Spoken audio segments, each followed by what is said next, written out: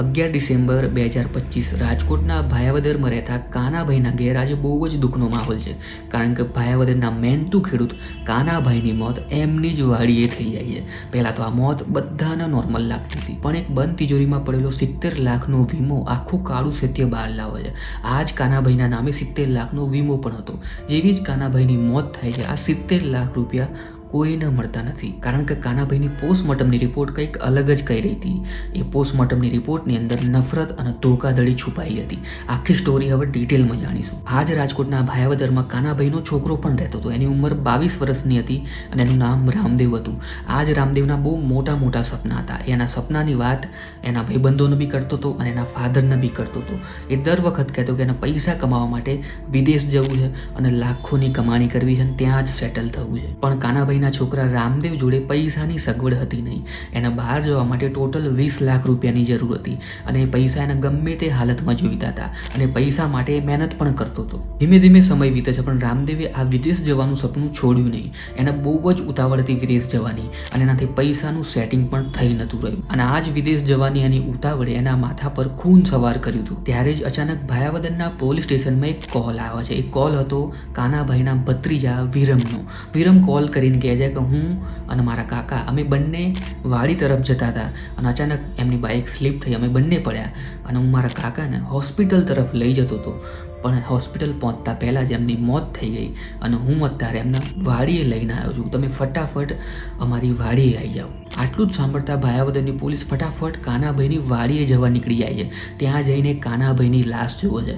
કાનાભાઈની લાશ જોઈને પોલીસના કેસની અંદર ગડબડ પકડાય છે. કારણ કે જે કાનાભાઈને ઈજા થઈ હતી એ રોડ એક્સિડન્ટ જેવી લાગતી જ નથી.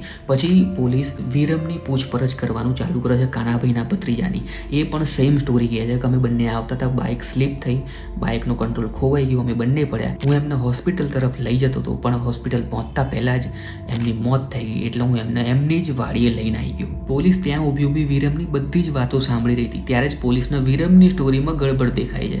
વિરમની સ્ટોરીમાં એક ષડયંત્ર દેખાઈ રહ્યું હતું. પોલીસ તરત જ કાનાભાઈની લાશને પોસ્ટમોર્ટમ કરાવવા માટે મોકલી દે છે. ત્યાં સુધી એક પોલીસ ઓફિસર એ વાડીથી નીકળીને જ્યાં રોડ એક્સિડન્ટ થયો હતો ત્યાં જવા માટે, ત્યાં તપાસ કરવા માટે નીકળી જાય છે. પણ પહોંચતા પહેલાં જ, એ વાડીથી નીકળતા પહેલાં જ પોલીસને એક દવાખાનું દેખાય છે, એક હોસ્પિટલ દેખાય છે.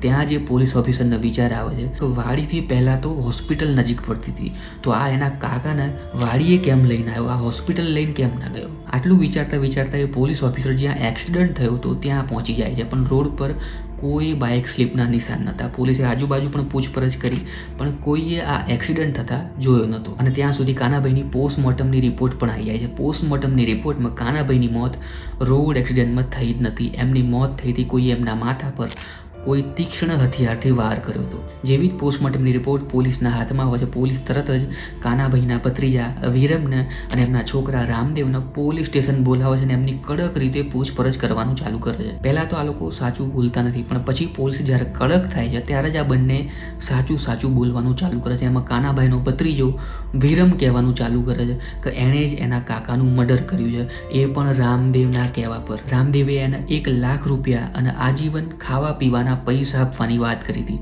એટલે એણે આના કાકાનું મર્ડર કરી નાખ્યું. પોલીસ તરત જ રામદેવની પૂછપરછ કરે છે. ત્યારે જ રામદેવ કબૂલ કરે છે કે એણે જ એના ફાધરનું મર્ડર કરાયું છે, એ પણ એમના જ ભત્રીજા દ્વારા. પણ પોલીસને અહીંયા મોટિવ જાણવું હતું, કારણ જાણવું હતું કેમ એણે એના જ ફાધરનું મર્ડર કરાયું. ત્યારે જ રામદેવ કહે છે કે એને બહાર જવાની બહુ જ ઈચ્છા હતી, બહાર જઈને લાખોની કમાણી કરવી હતી, એને ટોટલ 20 લાખ રૂપિયાની જરૂર હતી, પણ એની જોડે પૈસાની સગવડ નથી. ત્યારે જ એને યાદ આવે છે કે એના ફાધરના નામ પર 70 લાખનો વીમો છે અને એ જ 70 લાખ પકાવવા માટે, એ 70 લાખ વીમાના લેવા માટે એણે એના ફાધરનું મર્ડર કરાવી નાખ્યું. આ 70 લાખ લઈને 1 લાખ રૂપિયાને વિરમને આપવાના હતા અને બીજા પૈસા લઈને એને શાંતિથી ઇઝરાયલ જતું રહેવાનું હતું. પણ આ પ્લાન પૂરો થતાં પહેલાં જ ભાયાવદરની પોલીસ આખો કેસ સોલ્વ કરી દે છે. આ કેસના રિલેટેડ તમે તમારા વિચાર જરૂરથી કોમેન્ટ સેક્શનમાં લખજો. મેં આવો બીજો એક વિડીયો બનાવ્યો છે. અમદાવાદમાં એક પતિ પત્નીની વચ્ચે એક નાનો ઝઘડો થાય છે અને એ જ નાનો ઝઘડો પતિને મોત સુધી લઈ જાય છે અને કેવી રીતે આખો પરફેક્ટ મર્ડરનો પ્લાન બને છે. તમે આખો વિડીયો અહીંયા ક્લિક કરીને જોઈ શકો છો. ત્યાં સુધી આ વિડીયોને લાઇક કરજો, આ વિડીયોને શેર કરજો, આ ચેનલને સબસ્ક્રાઈબ કરજો.